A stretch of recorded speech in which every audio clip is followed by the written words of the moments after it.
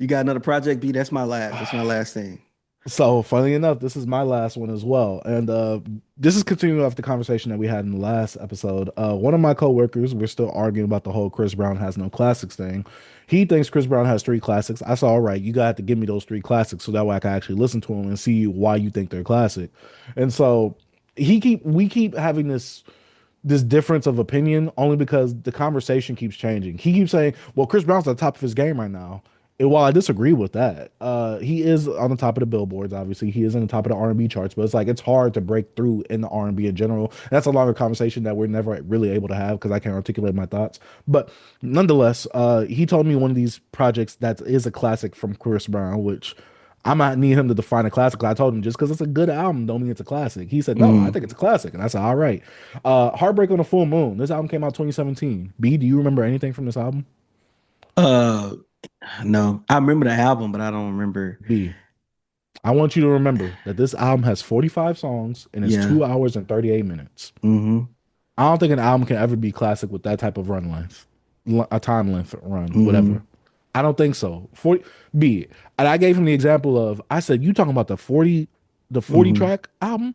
I said Michael Jackson didn't need that for Thriller, and that's one of the Mm-hmm. best albums of all time. I'm like, so you telling me an album with 40 some songs on there is a classic? I'm like, all right, no, because this is Chris Brown playing the game. And I get on Drake for this all the time, and I get on artists for this all the time. I hate when they play the game. I get it from a business perspective, especially with Mm-hmm. the era that we was in with the streaming and all that. Yeah, 45 songs, you're gonna get some playlisting, right?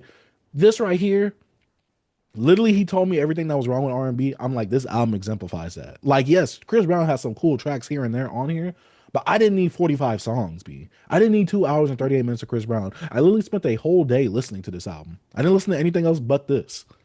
B. But This was not worth the listen. Out of those 45 songs, I liked one, two, three, four, five, six, seven, 8, 9, 10, 11, 12, 13, 14, 15. I like 15 songs B out of 45. like if you're gonna give, excuse me, if you're gonna give Chris a classic, bro, you will have to say his first two albums.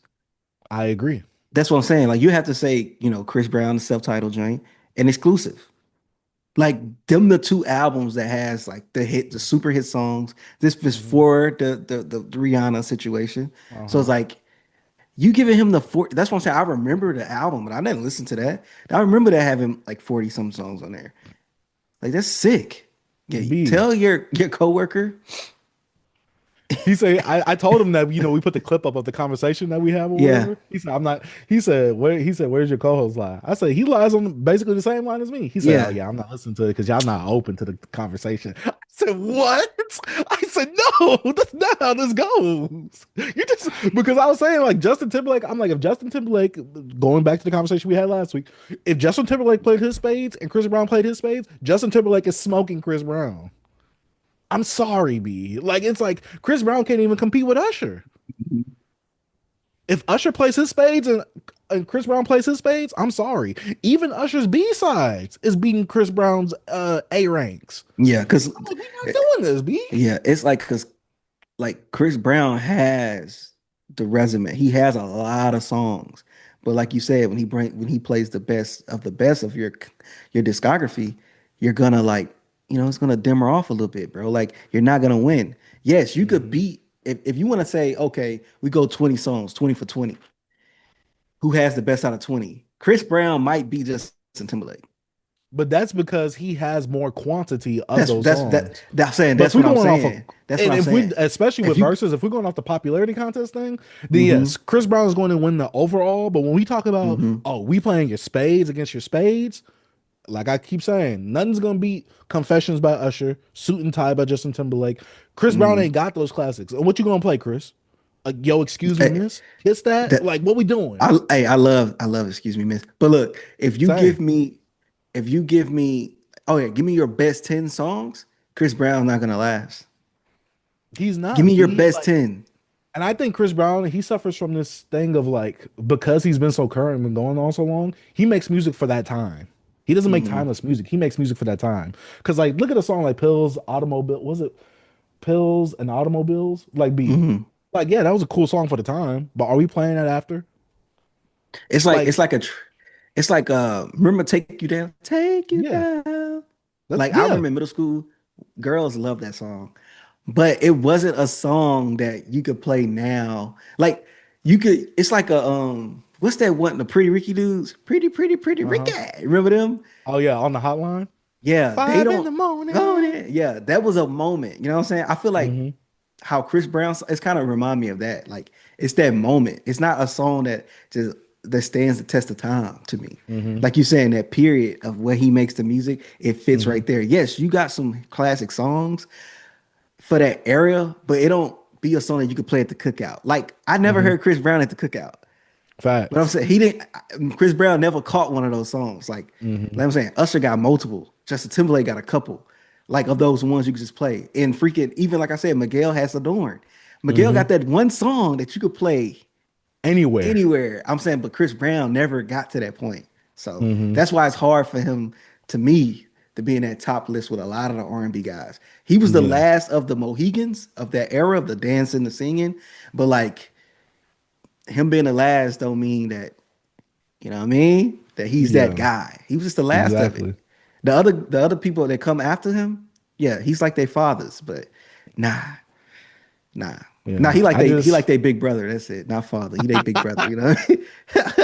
He not the father, he the big brother. But yeah, I gotta go on this week to listen to two of the other classics that my coworker told me that he has, even though, like I said, it's funny because one of Did my he other mention coworkers, did he did mention he mention what? the first two albums? Did he mention the No, first two albums? no, He didn't? no. In fact, B, he didn't even remember one of the names of the albums that he was calling a classic. I'm like, if it was a classic, I'm not forgetting the name of that album. Facts. I'm like, B, I'm not forgetting Illmatic. I'm not forgetting Take Care. I'm not forgetting Good Kid, Mad City. B, I'm not forgetting the album with that's a classic. I'm Hmm. just not, B. I'm sorry. Because the other album that he said was classic, I forgot the one. I forgot one of the other ones, but the other one he told me was Fortune. That was a classic, and I was like, Oh, that I remember Fortune. I remember that album. I actually used to listen to the album. yeah, because he didn't I don't remember the want to name though. go He said the one. I said the there. one with the hieroglyphics on it. I was like, Yeah. he was like, yeah, yeah, that one. Yeah, You should Don't never Judge Me is a go hard song. there. Don't Judge Me, Strip. Those are some hard songs. Hmm. While I'm looking at this track list right here, but B, this is B, 22 look, minutes. I I mean, this is thought of 22 something. tracks. This the closest Chris Brown have to a song that could play. That's like one of those songs, but it was a Uh-huh. cover. This What Christmas. song? Yo, excuse me, This miss. Christmas off the Oh, soundtrack oh, of okay. Oh, the, off of the was it of what's the name of that the movie? Christmas movie? No, It's called This Christmas. It's This called This Christmas. It's Christmas. called This Yeah, Christmas. Yeah, you're right. yeah.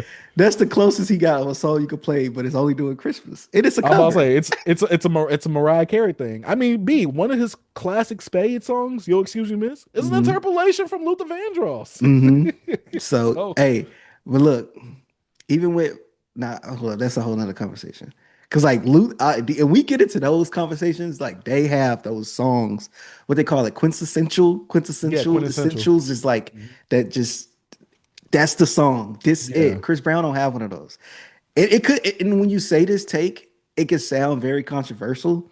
But just think about it. Just think about the songs that Chris Brown have, and just see like, okay, I could play this in this setting, and it's gonna go off with everybody. It's not. He don't have that Hmm. song. Just Hmm. don't.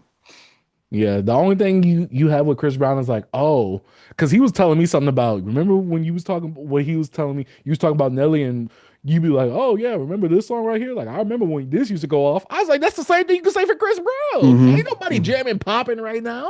Ain't Mm-mm. nobody jamming Mm-mm. it. Or Run It by Poppin'. with featuring Jules Santana. I'm like, Yeah. like you gonna remember back then? Oh yeah, that was my jam back then. I'm like, literally the same thing you said about Nelly, you can say about Chris Brown. Stop it.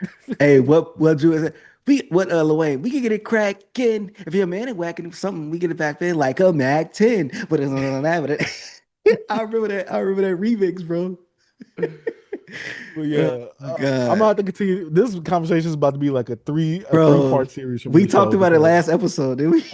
and I'm gonna talk about it in the next episode what we've been jamming too because me I gotta see like I be needing to know like people's experience and I want to be getting the perspective of like how Hmm. people think, especially when it comes to classics because to me classics that's a high regard for you to give an album. Like yeah, Hmm. album could be good, it could be great, but classic is something different. Like Hmm. not many albums should be deemed as classics. I don't think Chris Brown has that. Like I said, this conversation is going to continue in the next episode when I listen to more Chris Brown stuff. But Hmm. ooh, Heartbreak on the Full Moon is not a classic. This album is Hmm. not good. It's not. And he has a deluxe on top of this. I'm I, not doing that. I remember when that came out. I'm like, bro, I know some songs off there, but I'm not, nah. No Yeah. way. Man, shout out to Beyond Beats and Culture.